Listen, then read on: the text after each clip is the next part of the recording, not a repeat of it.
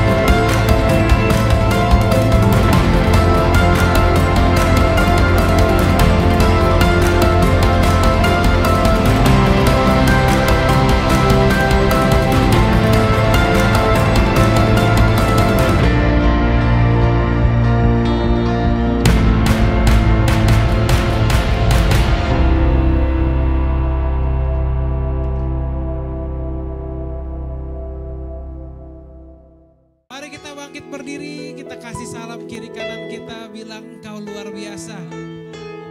Kenapa engkau luar biasa? Karena punya Tuhan yang luar biasa. Amin. Haleluya.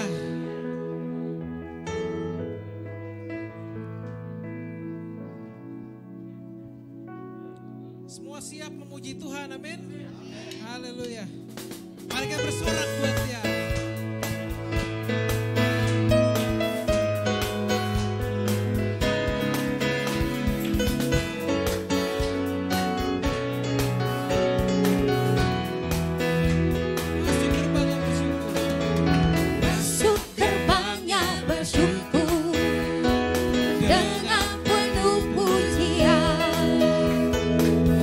Suka di hadirat-Nya, nyanyi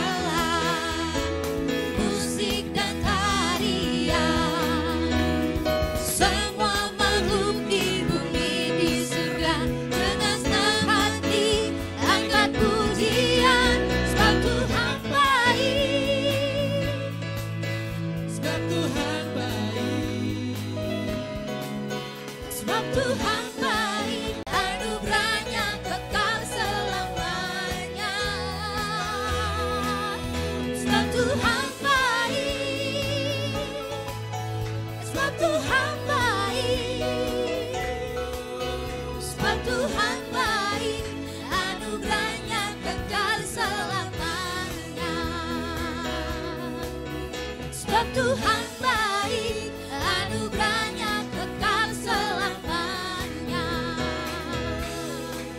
Sebab Tuhan baik, anugerahnya kekal selamanya. Haleluya.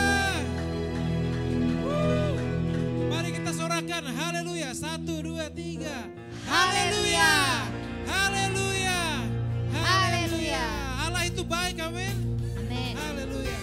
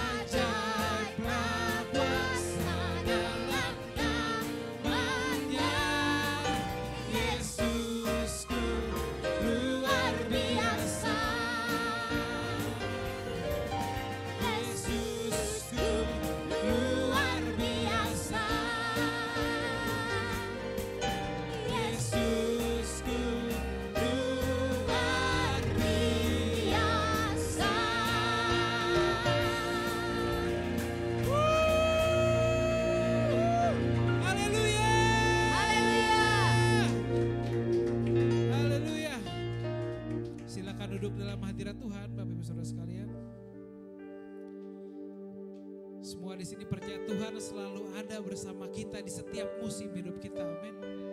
Puji nama Tuhan. Terima kasih Tuhan Yesus.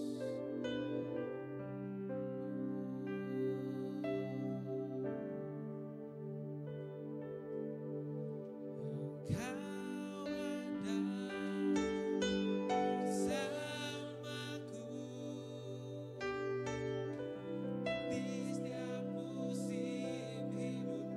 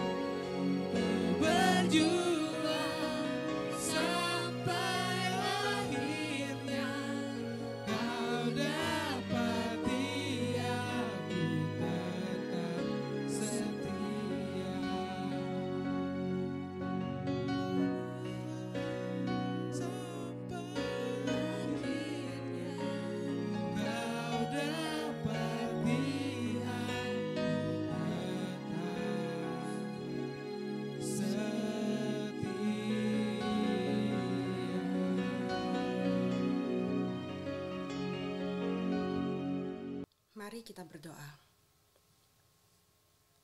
Kami mengucap syukur Tuhan, karena Engkau adalah Allah yang selalu mengasihi kami. Engkau adalah Allah yang selalu mengaruniakan pengampunan-Mu, kasih-Mu, kebaikan-Mu di dalam kehidupan kami. Tidak pernah habis Tuhan, dan tidak akan pernah berhenti. Berkat-Mu selalu Engkau nyatakan bagi kami. Sekarang kami ingin mendengarkan firman-Mu Tuhan. Kami ingin merenungkannya bersama-sama Tuhan. Roh Kudus, biarlah Engkau yang memberikan understanding, revelation yang seturut dengan kebenaran firman-Mu. Bekerjalah Tuhan, kami siap untuk mendengarkan isi hati-Mu. Hanya di dalam nama Yesus kami berdoa dan mengucap syukur. Haleluya. Amin. Shalom Bapak Ibu sekalian, jemaat Tuhan yang kami kasihi, baik yang ada di Melbourne, Australia, maupun yang ada di Jakarta, Indonesia, ataupun di mana tempat kita berada saat ini.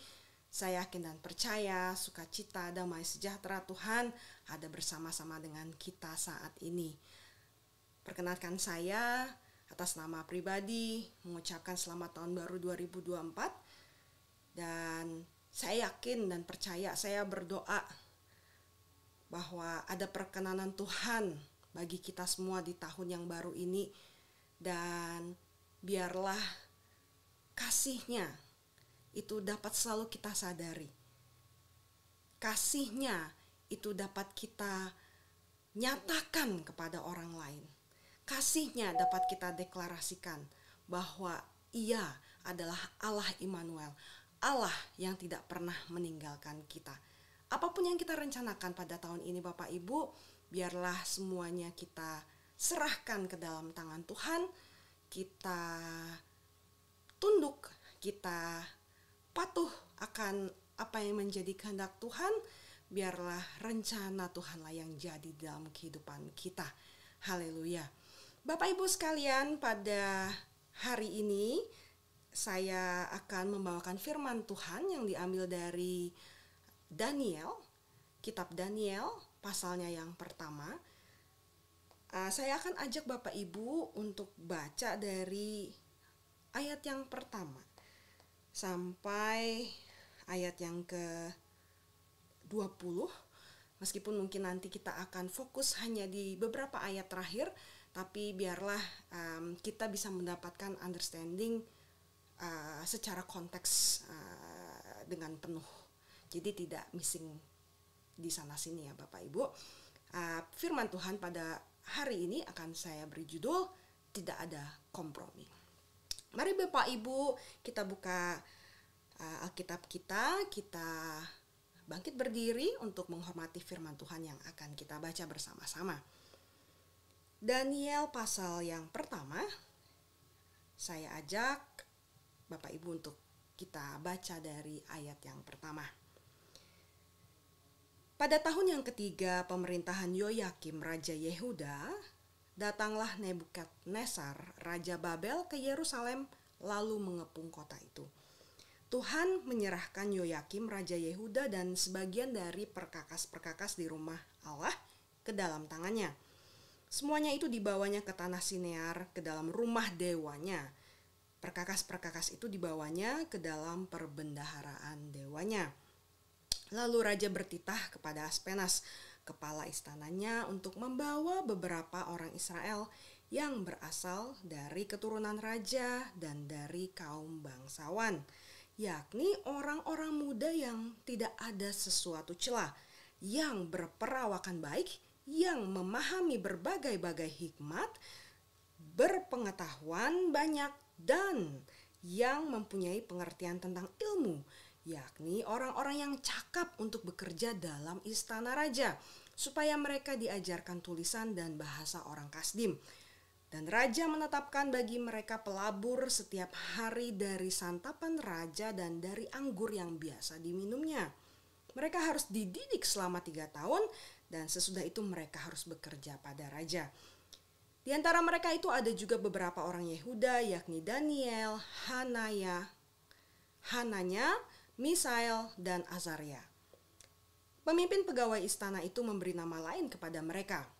Daniel dinamainya Belzazar, Hananya dinamainya Sadrak, Misael dinamainya Mesak, dan Azaria dinamainya Abednego. Daniel berketetapan untuk tidak menajiskan dirinya dengan santapan raja dan dengan anggur yang biasa diminum raja. Dimintanyalah kepada pemimpin pegawai istana itu supaya ia tak usah menajiskan dirinya. Maka Allah mengaruniakan kepada Daniel kasih dan sayang dari pemimpin pegawai istana itu. Tetapi berkatalah pemimpin pegawai istana itu kepada Daniel, "Aku takut kalau tuanku raja yang telah menetapkan makanan dan minumanmu berpendapat bahwa kamu kelihatan kurang sehat daripada orang-orang muda lain yang sebaya dengan kamu. Sehingga karena kamu aku dianggap bersalah oleh raja."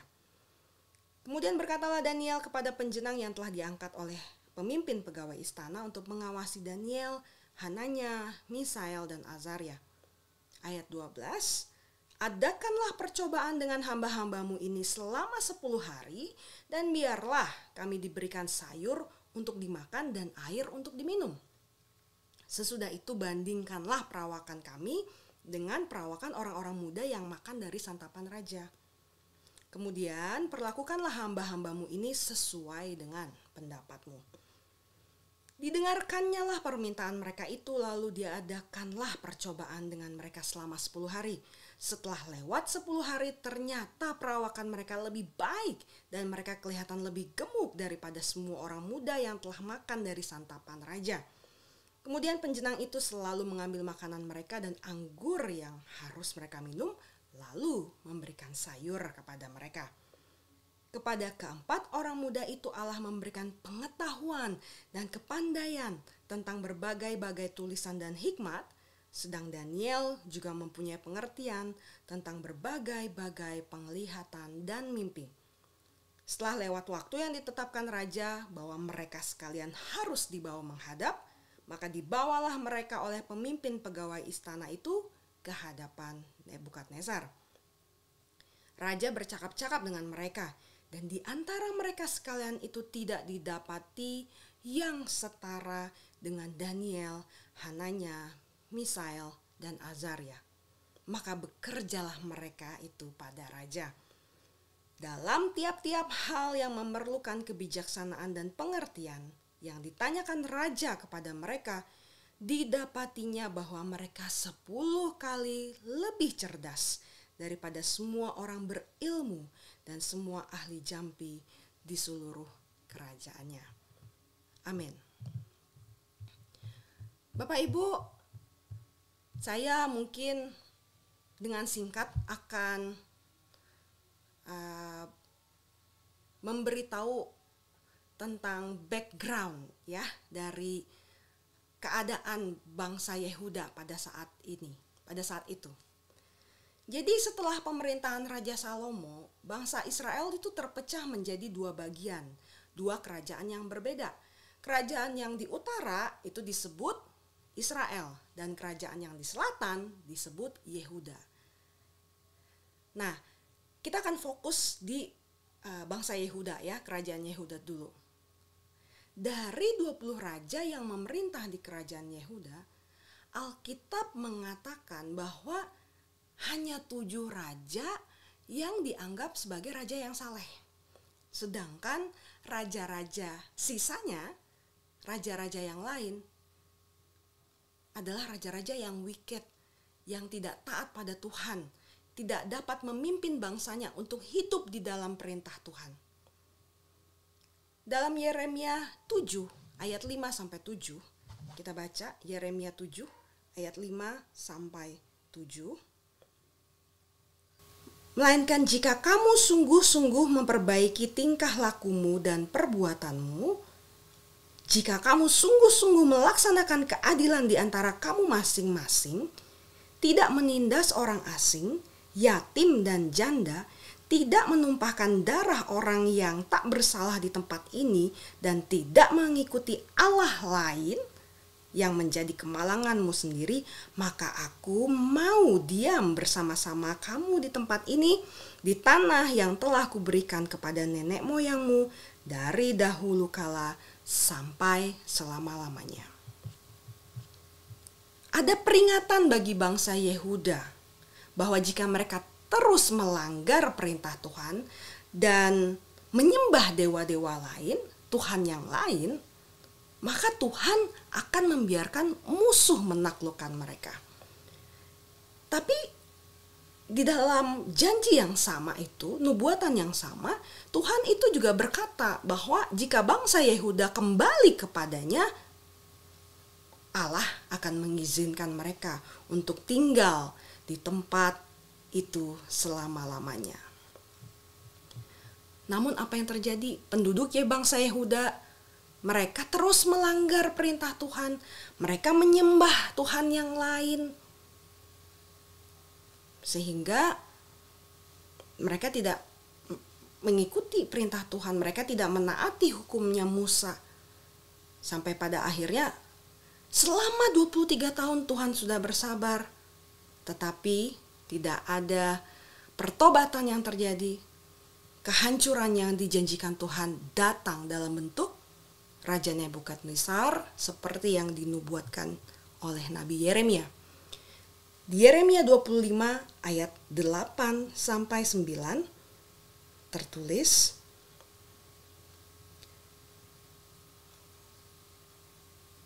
sebab itu beginilah firman Tuhan semesta alam. Oleh karena kamu tidak mendengarkan perkataan-perkataanku, sesungguhnya aku akan mengerahkan semua kaum dari utara. Demikianlah firman Tuhan memanggil Nebukadnezar, Raja Babel. Hambaku itu, aku akan mendatangkan mereka melawan negeri ini, melawan penduduknya, dan melawan bangsa-bangsa sekeliling ini yang akan kutumpas dan kubuat menjadi kengerian, menjadi sasaran suitan dan menjadi ketandusan untuk selama-lamanya. Tuhan menggunakan Nebukadnezar untuk mengambil tanah Yehuda dari umatnya. Dan ini tidak hanya sekedar nubuatan, tetapi nubuatan itu akhirnya terjadi. Nebukadnezar menaklukkan Yehuda dan mendirikan pemerintahannya atas kerajaan Yehuda. Karena ketidaktaatan bangsa Yehuda, Tuhan mengizinkan Nebukadnezar menaklukkan Yehuda.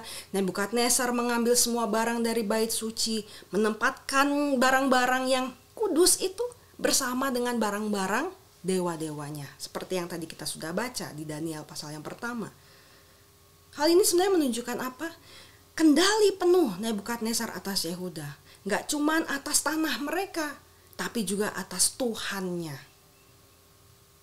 Orang-orang Yahudi terpaksa harus menyembah dewa-dewanya.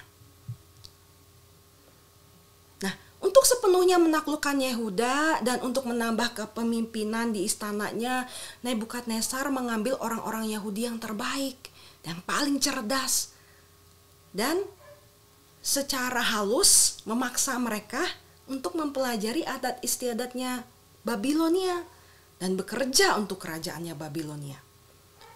Jadi di sini Babilonia itu sebenarnya membutuhkan orang-orang yang dapat membantu mereka untuk mengatur daerah jajahan mereka. Dalam tanda kutip, tapi tetap masih bisa dikendalikan.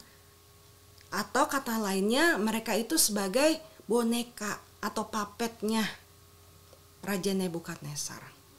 Jadi mereka itu harus menjalani program asimilasi selama 3 tahun di universitas ternama di Babylon mungkin. Mereka harus mempelajari bahasanya, mereka harus mempelajari sejarah, sastra, dan even agama orang-orang Kasdim. Sekaligus mereka belajar menyesuaikan diri mereka dengan gaya hidup penduduk asli. Bisa kita lihat di sini rencana Raja Nebukadnezar itu sangat cerdik Bapak Ibu. Yang pertama, mereka mengambil kaum muda. Aduh, kalau tadi kita baca di Daniel yang pertama, Daniel pasal yang pertama kan tertulis orang-orang yang cakap, yang perawakannya bagus. Pokoknya yang memang orang-orang pilihan. Diambil orang-orang muda ini. Nah, kenapa orang muda? Karena orang-orang muda ini yang gampang untuk dipengaruhi, mudah untuk dicuci otaknya, mudah untuk dilakukan indoktrinasi.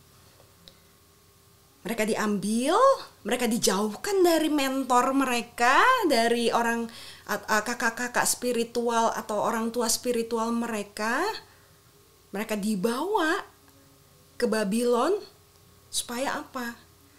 Pengaruh-pengaruh positif dari mentor-mentor spiritual mereka itu nggak masuk ke orang-orang muda ini. Jadi mereka tuh diisolasi, dijauhkan di lingkungan yang asing. Tapi di sini mereka diberi pendidikan gratis, mereka diajar, mereka dilatih. Sebenarnya ini untuk membuat mereka berhutang budi terhadap Babylon. Apalagi mereka diberi makanan enak, makanan yang menunya sama dengan makanan raja.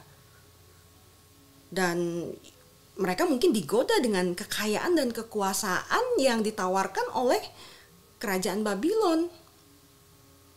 Mungkin mereka diiming-imingi, ini loh, kamu bisa kaya, kamu bisa loh berkuasa di kerajaan ini, bisa jadi milik kamu. Apalagi mereka hapus semua kepercayaan yang mereka dapatkan dari kampung mereka, dari daerah mereka. Pertamanya mereka percaya Tuhan, tapi dihapus supaya nggak percaya lagi sama Tuhan, tapi percaya sama dewa-dewanya orang Babylon. Jadi di sini Raja Nebukadnezar itu mau memisahkan orang-orang pilihan ini, orang-orang muda ini dari akar Yahudinya mereka.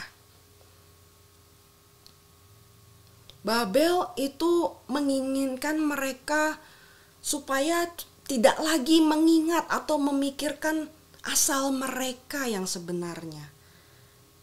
Jadi mereka membuat pemuda-pemuda Yahudi ini, pemuda-pemuda Yehuda ini begitu tertarik pada hal-hal yang Babilonia bisa tawarkan. Sehingga gak ada lagi waktu mereka untuk bisa memikirkan rumah mereka, asal mereka, Tuhannya mereka.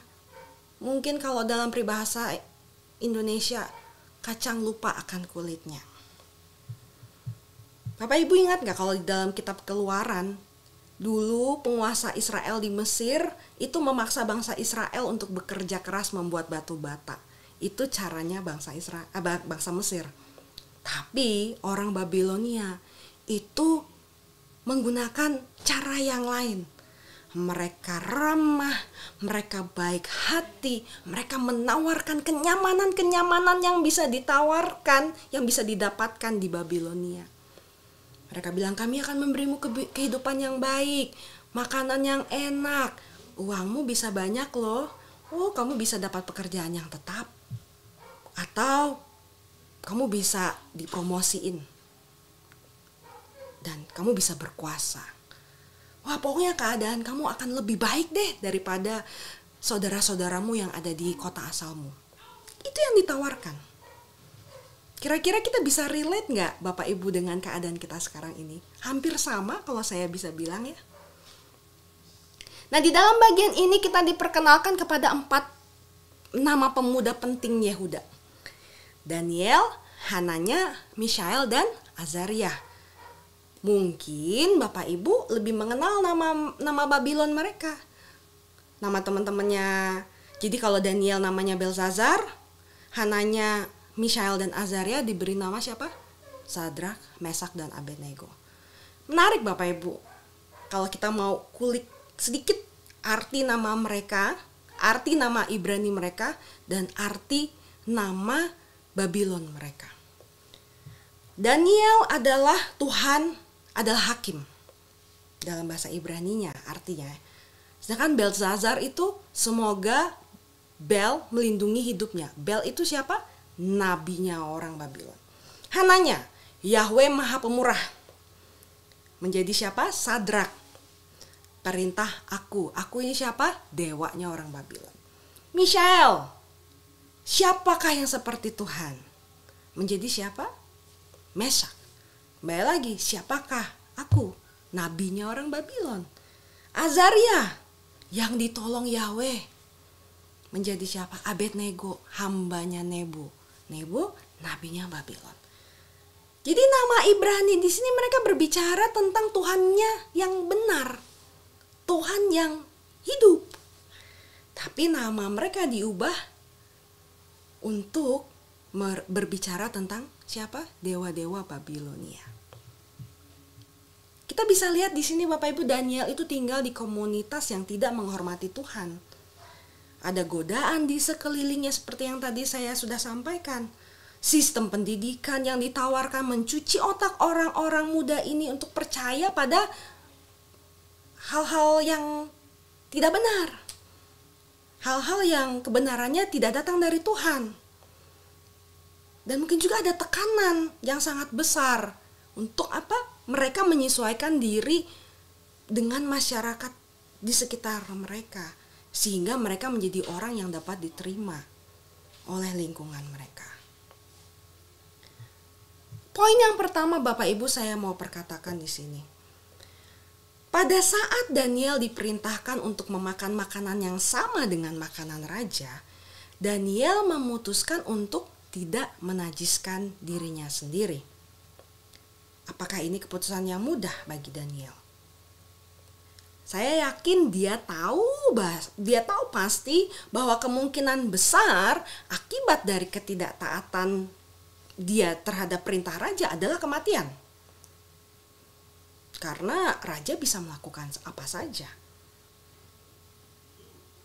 Biasanya memang kalau orang tidak taat, orang tidak patuh, singkirkan. Dengan sangat mudah raja untuk melakukan hal tersebut. Kita pikirkan begini Bapak Ibu, Daniel itu seorang muda yang jauh dari rumah, kesepian, tidak punya siapa-siapa, dikelilingi oleh budaya pagan. Orang-orang yang percaya dewa-dewa. Godaan, dosa itu ada, terjadi di sekeliling dia, di depan matanya dia. Dan ketika dia dihadapkan pada godaan, satu hal yang saya mau sharingkan kepada Bapak Ibu. Apa yang dia lakukan? Dia membuat batasan yang sangat jelas dan memutuskan bahwa he does not want to cross that border. Dia tidak mau melewati batasan itu. Bapak Ibu, ini membutuhkan tekad yang sangat kuat.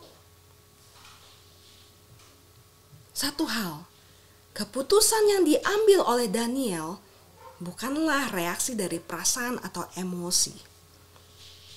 Dan itu juga bukan karena paksaan. Ini adalah keputusan yang memang timbul dari hatinya dan saya yakin pasti sudah dipikirkan dan didoakan secara matang oleh Daniel.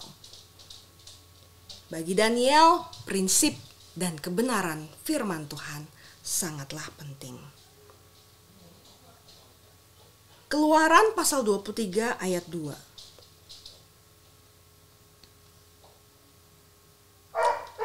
Di sini tertulis, janganlah engkau turut-turut kebanyakan orang melakukan kejahatan dan dalam memberikan kesaksian mengenai sesuatu perkara, janganlah engkau turut-turut kebanyakan orang membelokkan hukum. Bahasa Inggrisnya itu simple. Do not follow the crowd in doing wrong. Kalau kita tahu itu sudah salah, jangan diikutin. Tapi kalau misalnya kita ikutin, itu artinya apa? Dosa. Jadi di sini Daniel tidak mengikuti arus dan tren yang tidak sesuai dengan firman Tuhan. Di sini Daniel berani menunjukkan identitas surgawinya. Daniel punya pilihan loh Bapak Ibu. Kita semua punya pilihan. kita bertanya nih pada diri kita sendiri, apa yang akan kita lakukan jika kita berada dalam situasinya Daniel? Akankah kita menyerah? Atau akankah kita tidak mengikuti kebanyakan orang itu? Poin yang kedua Bapak Ibu, Daniel tidak membuat alasan untuk berkompromi. Mungkin menjawab pertanyaan saya sebelumnya, banyak orang yang berada pada posisi Daniel akan berkompromi mungkin dan mencari-cari pembenaran. Contoh alasan yang mungkin diberikan seperti ini. Saya diambil dari negeri saya. Berarti apa? Tuhan meninggalkanku di negeri asing ini. Saya sendirian. Mungkin dia nggak nyata. Kalau dia nyata nggak mungkin saya di sini. Atau bisa saja dia mungkin nggak nyata. Ya udah, saya nggak perlu lagi melayani dia. Apalagi, saya nggak punya pilihan. Kalau saya nggak memakannya, mereka akan membunuh saya. Apalagi ya Bapak Ibu, mungkin saya nih rela mati untuk itu, tapi kalau saya nggak makan nih, teman-teman saya nih bisa marah ke saya. Teman-teman saya yang orang-orang Yehuda ini juga jadi kena gara-gara saya yang nggak mau. Jadi saya harus bertanggung jawab. Saya juga nggak mau bahwa teman-teman saya jadi kena hukuman. Bisa seperti itu. Apalagi, it's not a big deal. Kalau bahasa Inggrisnya mungkin ya ada istilah seperti itu. Bukan masalah makanan, bukan masalah yang besar. Ini cuma makanan doang kok. Tuhan tahu isi hati saya. Apalagi Bapak Ibu, ada mungkin yang dengan pede ngomong gini, Tuhan pasti membawa saya karena ini saya diutus, saya mempunyai alasan nih di sini. Dia ingin saya menjadi pengaruh baginya. Kalau ini bukan buat saya, nggak mungkin Tuhan taruh saya di posisi ini. Atau nggak mungkin Tuhan taruh saya di kesempatan untuk mempengaruhi orang lain ini. Misalkan. Atau apa? Begitu saya berkuasa, saya bisa menggunakan pengaruh saya. Hal seperti itulah, pembenaran-pembenaran. Supaya kesannya itu meneguhkan apa yang menjadi keputusan kita. Tapi satu hal saya mau ajak Bapak Ibu, coba kita renungkan bersama-sama. Apa jadinya nih jika Daniel itu berdalih dengan pembenaran-pembenaran yang tadi saya utarakan, paparkan, dan memakan makanan itu? Satu hal saya bisa perkatakan, kita nggak akan memiliki kitab Daniel, Bapak Ibu. Tapi di sini yang mau saya tekankan ini, bahwa menyantap makanan itu akan menjadi langkah pertama untuk membuka celah bagi dosa untuk dapat menguasai kita. Jadi di sini maksud saya, satu kompromi itu akan membawa kita kepada kompromi-kompromi yang lain.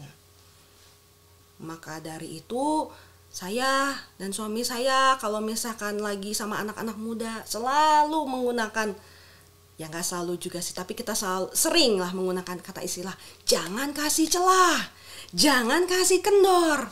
Karena kalau misalkan sudah ada alasan satu, gak ini, pasti ada gak itu.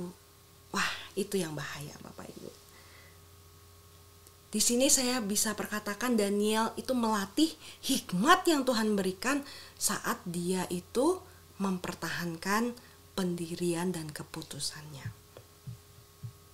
Mari kita lihat bersama-sama bagaimana dia menangani situasi ini. Tadi kita baca di Daniel 1 ayat yang ke-12.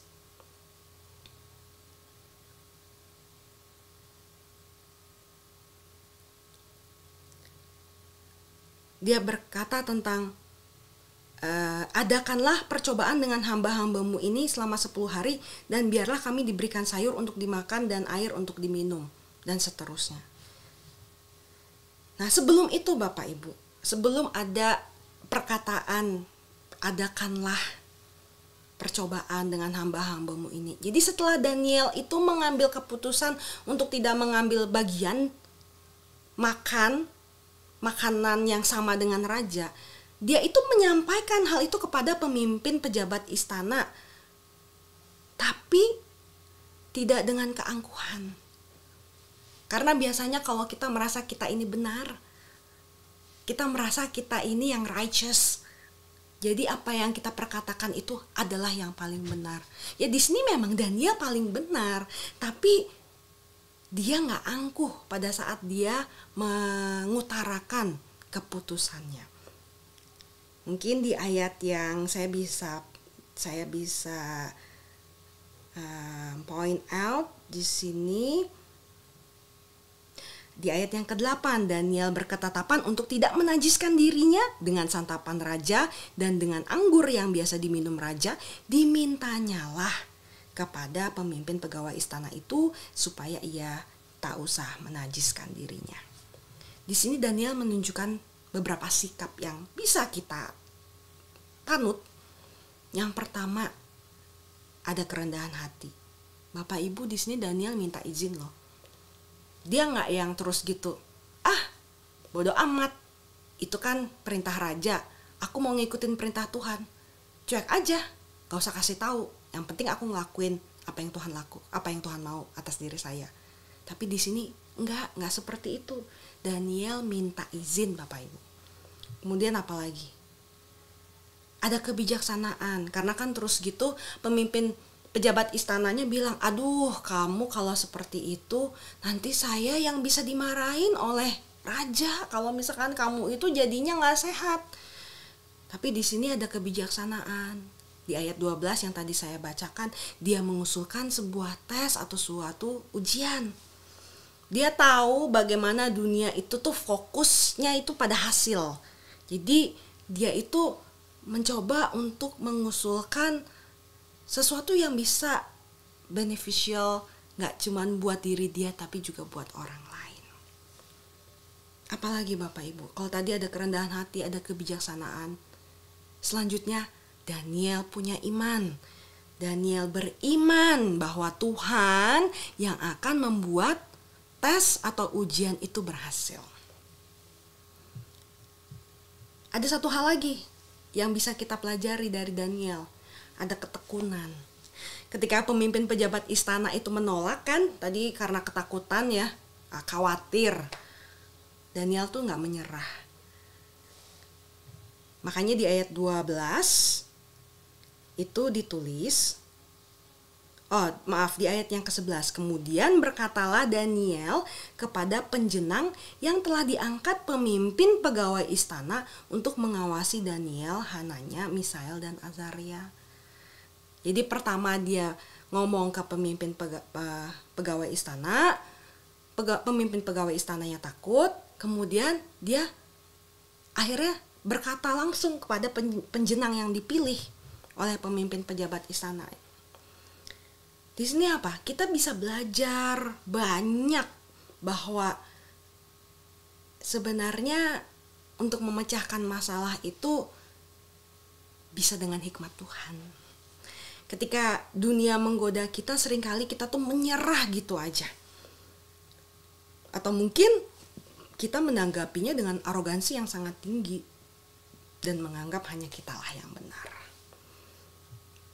Kita belajar dari Daniel yang tidak hanya memikirkan solusi yang menguntungkan diri sendiri, tetapi juga mendatangkan kebaikan bagi semua pihak. Kita bisa berusaha untuk berpegang teguh pada firman Tuhan tanpa menyinggung perasaan orang lain. Tentu bisa saja ini tidak akan berhasil setiap saat. Tapi di saat mereka itu tidak mau mendengarkan apa yang kita perkatakan, kita tetap perlu melakukan apa yang benar di hadapan Tuhan. Meskipun itu harus menyinggung hati atau perasaan yang mendengarkan. Makanya kita harus minta hikmat dari Tuhan. Bagaimana kita harus memperkatakan hal-hal yang mungkin agak susah untuk diperkatakan. Jadi di sini, apakah kita memerlukan hikmat khusus? Yes, Hanya untuk situasi tertentu kah? Ya, sebisa mungkin untuk semua situasi. Kita tanyakan pada Tuhan. Dan yakinlah bahwa Tuhan akan memberikan kita kebijaksanaan saat kita mencari kehendak-Nya. Garis bawahi itu Bapak Ibu. Saya yakin Tuhan pasti akan memberikan kita hikmat. Apalagi di saat kita tahu bahwa Roh Kudus, roh yang excellent itu ada di dalam diri kita. Dan yang kita cari itu adalah kehendak Tuhan. Yakin Tuhan pasti akan menjawab dan memberikan iluminasi buat kita. Tuhan akan memberikan hikmat bagi kita untuk berjalan melewati dan menyelesaikan masalah. Jadi minta Bapak Ibu, minta kepada sumber hikmat itu siapa? Tuhan. Dan percaya bahwa hikmat yang datang dari Tuhan, hikmat ilahi, itu akan selalu lebih unggul daripada hikmat duniawi. Haleluya. Amsal pasal yang kedua ayat 6. Mari kita baca bersama-sama.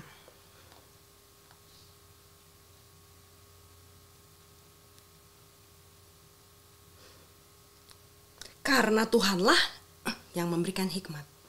Dari mulutnya datang pengetahuan dan kepandaian.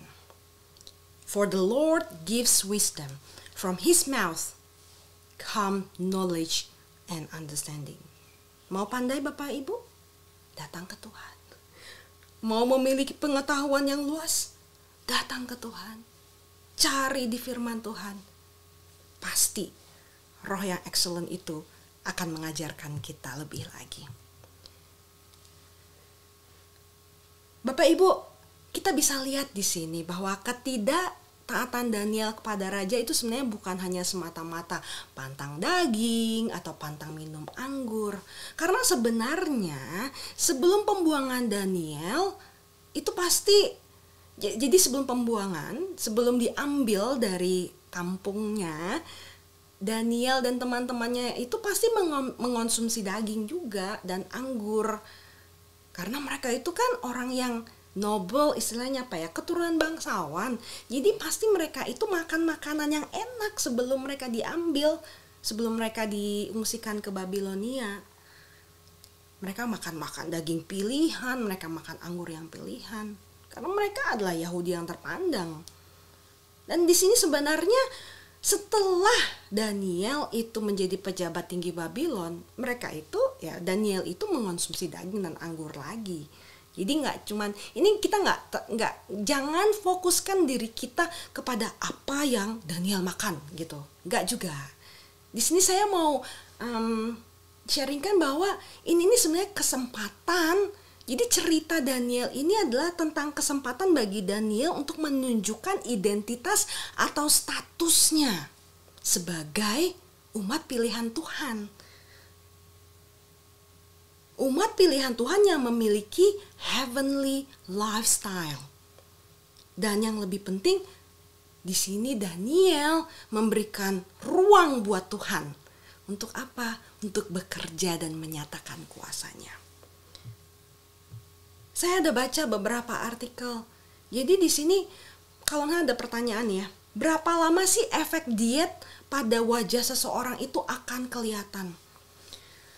Jadi ternyata kebanyakan ahli gizi mengatakan bahwa hasil dari diet itu setidaknya akan kelihatan nyata efeknya itu ya, dari segi jasmani, oke? Akan kelihatan nyata efeknya itu setidaknya 3 minggu.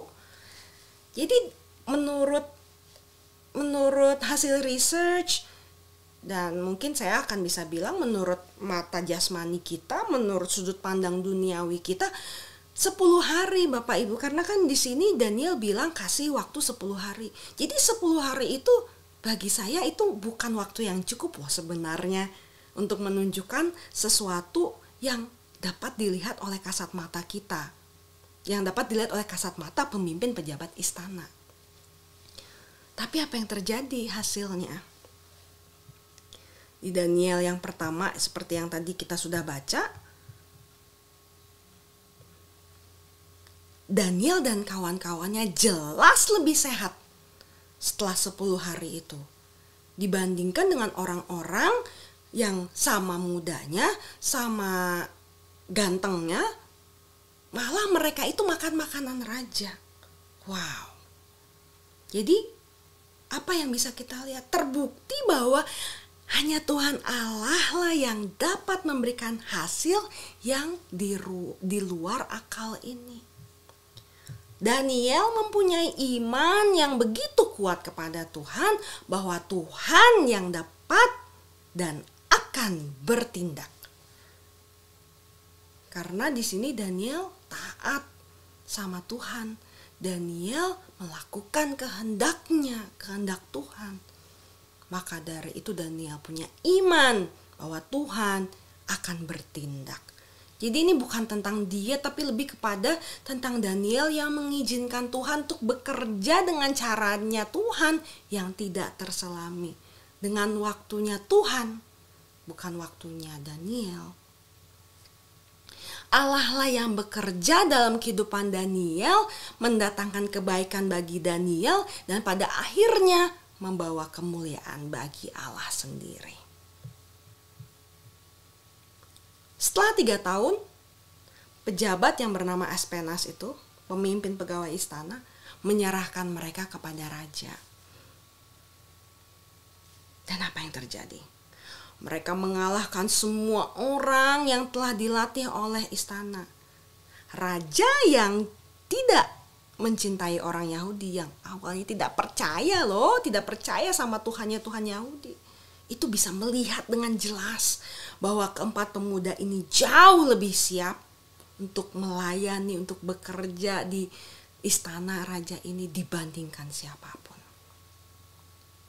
Bapak Ibu, Tuhan yang bertindak, dan Tuhanlah yang membuat mereka bijaksana. Karena apa? Karena roh Tuhan diam di dalam mereka. The excellent spirit. Roh Tuhan yang luar biasa. Sebagai penutup, saya mau ajak Bapak Ibu untuk merenungkan hal ini. Jadi sejak awal ketika Daniel dan teman-temannya diberi nama baru, di mana nama-nama itu untuk membuat mereka tidak lagi mengingat status mereka, untuk mereka tidak menyadari status mereka yang sebenarnya.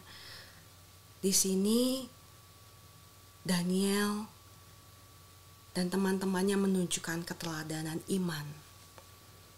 Mereka berani berdiri teguh dalam iman mereka. Iman akan apa? Iman akan Tuhan yang benar. Mereka menjadi umat Tuhan yang berprinsip dan berintegritas dalam menjalankan hukum Tuhan. Bahkan ketika menghadapi godaan dan ancaman kematian, Daniel, Hananya, Mishael, dan Azaria, mereka terus mengikuti perintah Tuhan. Tidak ada kompromi. Hal ini mengingatkan kita bahwa cukuplah kasih karunia Allah bagi kita. Apapun situasi yang kita hadapi, mari Bapak Ibu kita memiliki kepercayaan yang teguh di dalam kebenaran Tuhan. Dan biarlah teladan yang sudah ditunjukkan oleh Daniel dan teman-temannya ini mengobarkan iman kita, memberkati kita untuk terus memiliki pengharapan yang teguh dalam Kristus Yesus Tuhan kita, dan mendorong kita untuk mempersembahkan tubuh kita sebagai korban yang hidup, yang kudus, dan berkenan kepada Tuhan Allah kita. Mari kita berdoa.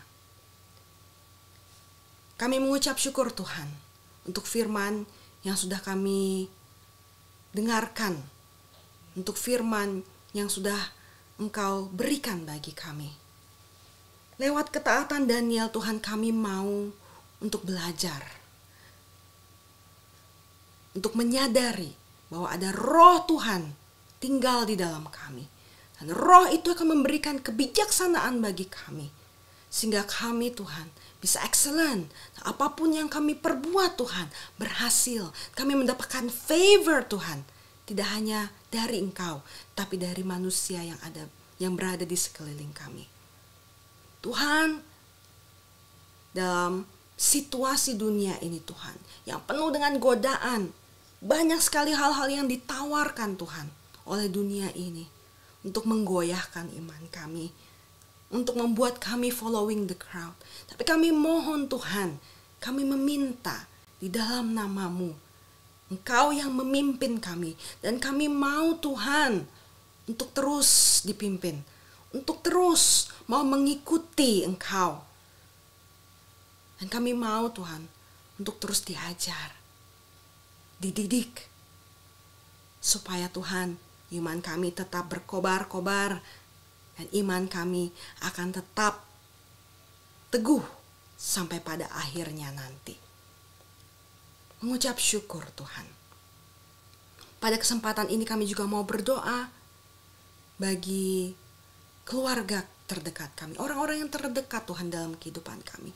Kami mau berdoa kiranya damai sejahtera dari-Mu Tuhan, dan sukacita yang hanya datang dari-Mu Tuhan, sukacita di dalam-Mu Tuhan akan mereka dapatkan Tuhan, dan pengharapan untuk dapat tetap setia, untuk dapat tetap teguh berdiri di dalam kebenaran-Mu ada Tuhan pada mereka. Kami juga mau berdoa Tuhan untuk pemimpin kami Tuhan, baik itu pemimpin yang ada dalam gereja-Mu ini, maupun pemimpin yang ada di dalam tempat pekerjaan kami. Tuhan, kami mohon hikmat-Mu ada pada kami. Biarlah apapun yang kami lakukan Tuhan, bukanlah itu hanya sekedar semata-mata untuk menyenangkan pemimpin-pemimpin kami. Tapi kami mau Tuhan, kami mau melakukan semuanya itu semata-mata untuk Engkau. Kami berdoa bagi gembala senior kami Tuhan, Bapak Ivan Sitompul, dan juga kepada Ibu Ruth. Biarlah ada penyertaan-Mu Tuhan atas mereka. Engkau yang akan pimpin mereka lebih lagi, ajar mereka lebih lagi pewahyuan yang memang hanya datang dari-Mu, bukan karena pemikiran manusia Tuhan. Dan biarlah Tuhan Engkau berikan kemampuan, Engkau berikan kekuatan untuk dapat memimpin domba-domba yang ada di gereja yang Engkau sudah taruh Tuhan di dalam gereja Ensemble ini. Kami mau berdoa Tuhan bagi bangsa dan negara kami, bagi bangsa Australia. Biarlah Tuhan Engkau berkati dari pemerintahan tertinggi, Prime Minister, hingga kepada Premier-Premier Tuhan di setiap states. Kami mohon Roh-Mu Tuhan turut campur tangan dalam setiap keputusan yang diambil di dalam parlemen. Biarlah Tuhan Kau berikan roh yang excellent juga kepada orang-orang yang duduk dalam parlemen itu, orang-orang yang takut akan Engkau, untuk lebih bisa menyuarakan apa yang menjadi kehendak-Mu bagi bangsa Australia ini. Kami berdoa bagi bangsa Indonesia, terlebih untuk pemilihan umum yang akan dilakukan pada bulan Februari ini Tuhan. Tidak lama lagi Tuhan, tapi kami mau Tuhan, hikmat yang datang dari-Mu ada pada anak-anak-Mu. Sehingga siapapun yang kami pilih Tuhan, seturut dengan kehendak-Mu. Dan kami mohon campur tangan Tuhan. Dalam penyelenggaraan pesta demokrasi ini ada kedamaian. Tidak ada roh-roh yang memecah belah. Tidak ada roh-roh yang mengintimidasi. Tapi Tuhan, hand in hand, bangsa Indonesia, apapun background, budaya maupun agama, akan menjalankan pesta besar ini Tuhan, sehingga siapapun Tuhan, presiden yang akan terpilih, ada campur tangan-Mu dan akan mendatangkan kebaikan Tuhan bagi bangsa Indonesia. Tuhan, kami mau berdoa bagi teman-teman kami yang sakit secara jasmani, yang lemah saat ini Tuhan, secara spiritual. Tuhan, Engkau yang menjamah mereka. Tuhan, Engkau yang memberikan kesembuhan bagi mereka. Tuhan, Engkau yang akan menyatakan mujizat-Mu bagi mereka. Biarlah Tuhan, dengan kuasa-Mu, pemulihan terjadi. Dengan kuasa-Mu, ada breakthrough terjadi. Dengan kuasa-Mu, jiwa-jiwa yang haus, jiwa-jiwa yang lapar akan kebenaran-Mu akan dipuaskan. Sel-sel tubuh yang rusak akan digantikan menjadi baru. Haleluya. Kami berdoa bagi diri kami Tuhan. Apapun keadaan yang kami hadapi sekarang ini, apapun masalah yang kami lewati saat ini, apapun suka yang kami alami hari ini, Tuhan, kami tahu itu semua datang dari Engkau. Dengan seizin-Mu kami akan melewati semuanya ini. Dengan damai sejahtera dan sukacita dari-Mu, kami akan tetap memuji dan memuliakan nama-Mu. Terima kasih Tuhan. Kau Allah yang kudus, Kau Allah yang mulia, dan Engkau Allah yang hidup. Mari Bapak Ibu, kita angkat tangan kita. Kita terima berkat dari Tuhan.